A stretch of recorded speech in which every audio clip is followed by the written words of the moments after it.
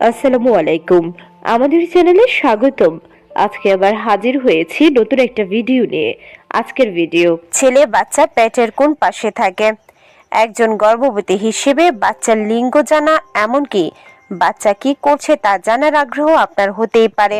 ভিডিওটা শেষ পর্যন্ত দেখুন। আশা করছি নতুন কিছু তথ্য পাবেন। ভালো লাগলে চ্যানেলটিকে সাবস্ক্রাইব করতে ভুলবেন না।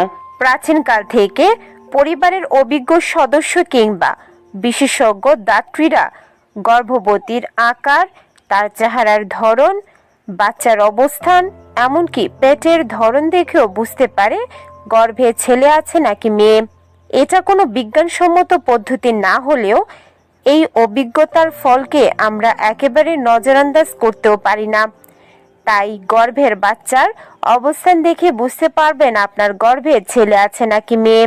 গর্ভের বাচ্চার পেটের মধ্যে অবস্থান দেখে লিঙ্গ জানা এটা কেবলমাত্র একটা অনুমান, তবে প্রতি 10 জনের মধ্যে 7 জনেরই এই অনুমান মিলে যেতে দেখা যায়।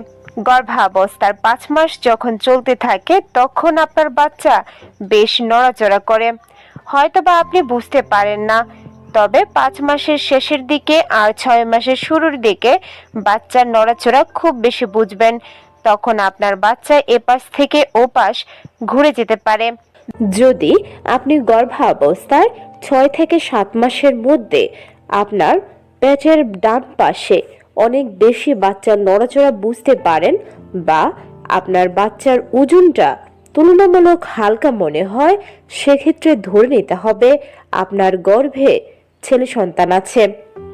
একইভাবে আপনি যদি আল্ট্রাসোনোগ্রাফি করে দেখেন আপনার বাচ্চা ডান পাশ হয়ে শুয়ে আছে, মানে ডান পাশেই বাচ্চার মাথা বা পুরো শরীরের অবস্থানটা রয়েছে, সেক্ষেত্রেও ধরে নিতে পারেন আপনার গর্ভে পুত্র সন্তান থাকার সম্ভাবনা কিছুটা বেশি। আর যদি গর্ভাবস্থায় আপনার পেট অনেক বেশি ভারী মনে হয়, এমনকি বাচ্চার নড়াচড়া বাম দিকে বেশি বোঝা যায় বা অনুভব করেন, সেক্ষেত্রে মেয়ে সন্তান হতে পারে। বাচ্চার অবস্থান দেখে লিঙ্গ নির্ধারণ করা এটা কোনো বৈজ্ঞানিক বা বিজ্ঞানসম্মত পদ্ধতি নয়, তবে বহু বছর ধরে এই ধরনের অনুমান সঠিক বলে ধরে নেওয়া হয়।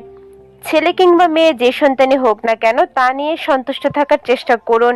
আশা করছি ভিডিওটা ভালো লেগেছে। যদি ভালো লেগে থাকে অবশ্যই চ্যানেলটিকে সাবস্ক্রাইব করতে ভুলবেন না। আজকের মতো বিদায় নিচ্ছি। আল্লাহ হাফেজ।